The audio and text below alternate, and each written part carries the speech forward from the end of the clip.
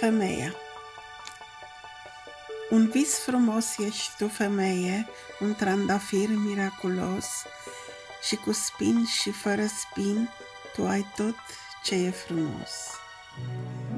Numai tu, iubire, dai și mirosul parfumat, mirosul florilor de mai, cu miros de liliac.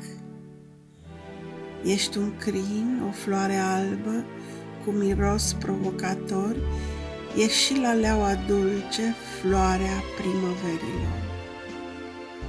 Frumoasă ești în tot ce ai și iubire tu ne dai, te păstrezi o viață întreagă și oferi doar dragostea.